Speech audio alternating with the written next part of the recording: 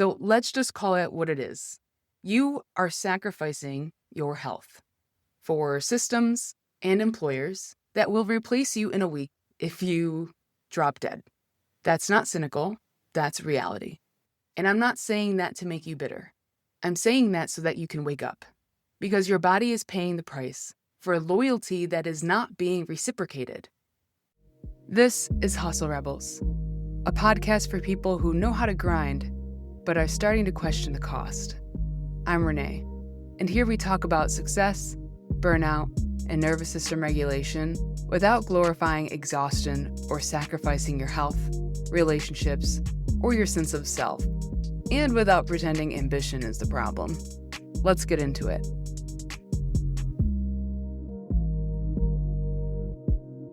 You don't burn out because you're weak. You burn out because your body has been trying to get your attention, and you've been trained to ignore it. At some point, it stops asking, and I learned that the hard way, but I started this podcast and my business, Wayward Wellness Coaching, so that you don't have to learn it the hard way. Welcome back to Hustle Rebels. I'm Renee, the founder of Wayward Wellness Coaching, and this podcast is for people who know how to grind but are starting to question the cost. And today, we're going to be talking about something that high achievers and high performers don't want to admit. Your body is keeping score, whether you acknowledge it or not. And by the end of this episode, you're going to understand what's actually happening inside of your body when you're constantly stressed and pushing through. Why you can feel exhausted even though you're doing everything right, and what you can start doing right now to stop running yourself into the ground before your body forces you to. And if you've been pushing through stress, burnout, and exhaustion, this episode is going to hit. So I recommend that you subscribe now, share it with a friend, because in these conversations where we ask the hard questions that society doesn't normally talk about, it's where growth and change happens. And that's what we're striving for. So next week, I'm going to have a guest on here, Wade Simmons. He is a filmmaker, a funeral service worker, and a former pro wrestler trainee who developed a vocal disorder called spasmodic dysphonia that he ultimately found out was directly related to the stress that he had encountered. But before I drop my conversation with Wade next week, I want to give you some context. Because what we talk about in that episode isn't just mindset. It's not just manage your stress better. It's what actually happens to your body when you don't do those things. Because here's the truth that most people don't say out loud. You can override your body, but you can't outrun the consequences. So let's strip this down. When you're constantly stressed, overworked, and pushing through, your body is in a constant chronic stress response. This is running on autopilot behind the scenes without you really even realizing it. And if we're being honest, you might already be feeling the effects of this. You're just blaming it on other things. So you could be telling yourself something like, I just didn't sleep well. It's probably my diet. I'm just getting older and it's been a busy week. Meanwhile, your body's been under pressure for months, perhaps maybe even years. What that translates into in your body is elevated cortisol, which is your stress hormone, increased heart rate and blood pressure, suppressed immune response, disrupted sleep cycles, digestive issues, hormonal imbalances, and things like this isn't dramatic. This is actually documented. And long term, this turns into things like burnout, anxiety, chronic fatigue, increased risk of heart disease, autoimmune issues, even things like cognitive decline. So when people say things like, I'm just tired, no, your system is actually dysregulated. And here's where it actually gets even more dangerous. You'll finally go to the doctor and you'll explain your symptoms. You'll say you're exhausted, you can't sleep, your body feels off, your energy is shot, and more often than not, you will walk out with a prescription in your hand or online in the ethers, because that's where we are in 2026. Something to help you sleep, something to take the edge off, or something to manage the symptoms. And listen, I am not anti-medication. I understand there's a time and place, but let's not pretend that it fixes the root of many of these issues, because the stress is still there. The environment is still the same. The patterns haven't changed. So now you're not just burnt out, you're mismanaging the burnout. And at some point, you have to ask yourself, is this actually a health issue? Or is this the cost of how I've been living? And this is how it plays out in real life. You've got someone, say a top executive in their company. They work out, they eat clean, looks like they have it all together. On paper, they're considered healthy, but they've had high blood pressure for years. So what happens? They go to the doctor. They're put on medication. Their numbers come down, and everyone just moves on, and it's managed. But nothing actually has changed. The stress is still there, the pressure is still there, and the lifestyle is still there. So now it looks like it's managed, but underneath, the system is still under stress. And I have seen this firsthand as a paramedic. Someone collapses at the gym, a heart attack, a stroke, and everyone is shocked. But they look so healthy.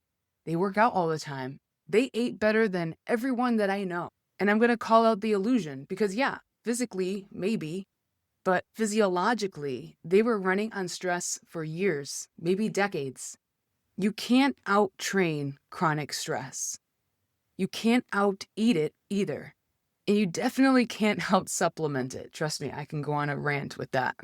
If the pressure never comes off the system eventually breaks. And that's the part that nobody looks at. Because it's easier to just track your workouts than it is to look at the environment that you're tolerating every single day. The body doesn't care how healthy you look on the outside. It responds to what it has been carrying on the inside. And here's where most conversations end up falling short. People think that burnout is about working too much or needing time off, better time management. But that's honestly just the surface level stuff. Because if that were true, then why would people that have jobs that aren't physically demanding or not even working crazy hours and they still feel completely drained, exhausted, and burned out by the end of the day or by the end of the week?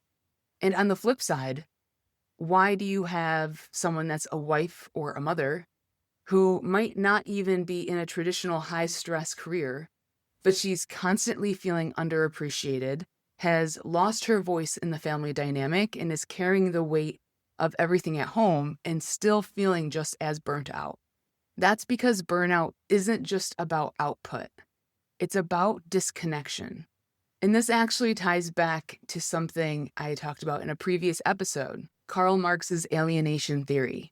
I can put the link in that episode in the show notes as well, so you can go back. It was actually a really good episode, so I highly recommend that you check it out.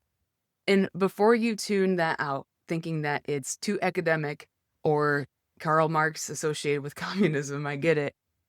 You could take an ideology and separate it from it as well. But stay with me. At its core, it's simple. The more disconnected you are from yourself, your voice, your needs, and your identity, the more strain your system carries.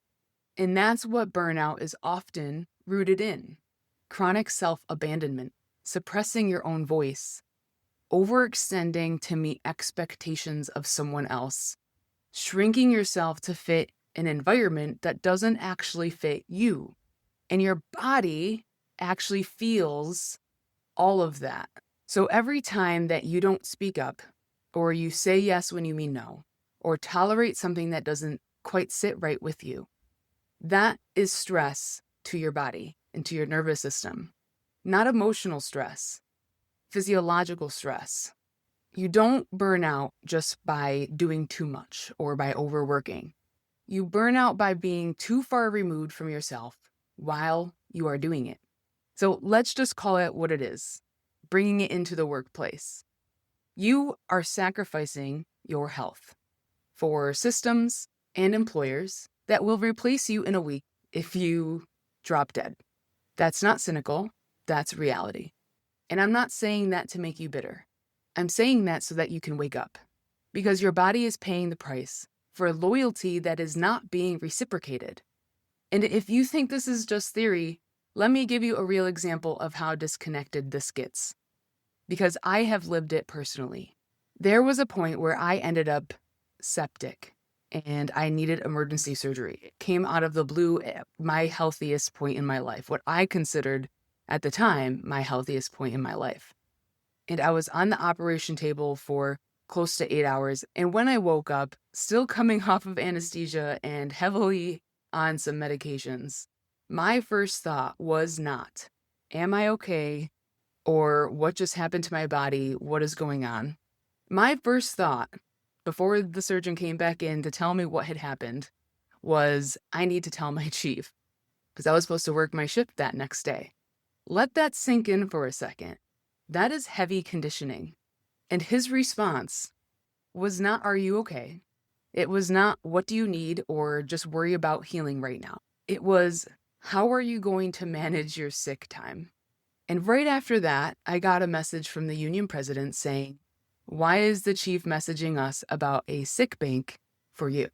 My boyfriend wanted to chuck my phone outside of the hospital window when he said, why are you caring about these people that couldn't give two shits about whether I had died on that table or not?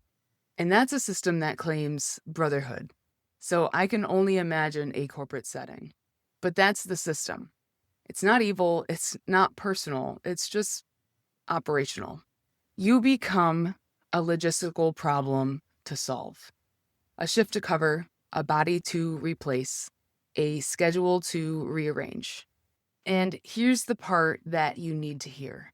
I was literally coming out of surgery, and my nervous system was still wired to prioritize my job over my own survival.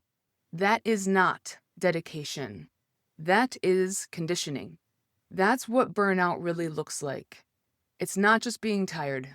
It is being so disconnected from yourself, from your needs, that even in a moment of crisis where your body is screaming, you're still thinking about how not to inconvenience someone else.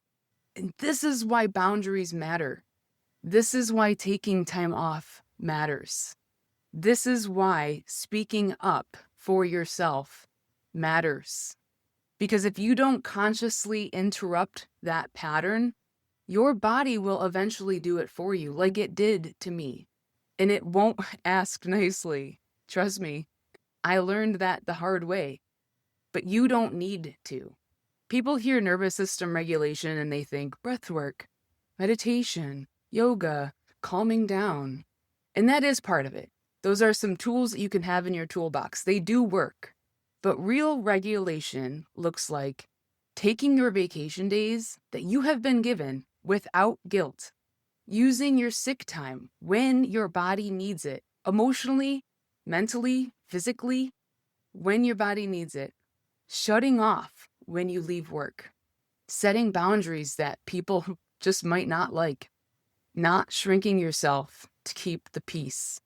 Because regulation isn't just about calming the body. It's removing what's dysregulating it. Because you cannot live in a state of calm and peace if you do not remove what is dysregulating it chronically. So here are 5 practical steps that you can start doing right now to help mitigate the burnout. 1, take your damn time off. If you've earned it, use it. You don't get bonus points for burning out quietly. You also don't get bonus points for not taking your time off. And you also, usually, can't roll anything over into the next year, so take it. That's why it's there. 2, create a hard off switch. When you leave work, leave. No emails. No, just one more thing. Your nervous system needs that contrast. It needs an on-off switch. 3, stop overriding your internal cues. If something feels off, it probably is. That tension in your chest, that knot in your stomach, that's not random. And if you want to learn more about listening to those inner cues, I have a Burn the Blueprint Masterclass video training That's really a crash course on that. And I'll drop the link in the show notes as well. 4, set one boundary this week, not 10, 1. Something small. Saying no, because no is a complete sentence. You don't need an explanation after it. Speaking up, not over-explaining yourself. Watch what happens inside of your body when you hold that boundary for yourself. And lastly, 5, check where you might be shrinking yourself. Where are you making yourself smaller to fit? That's one of the fastest ways to stay in a stress loop. So let's bring this full circle.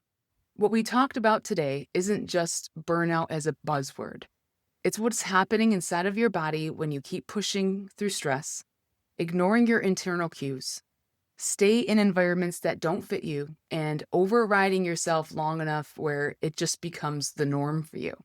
We also talked about things like your body shifting into chronic stress response and how that just doesn't feel like being tired, but it actually shows up as real physical symptoms.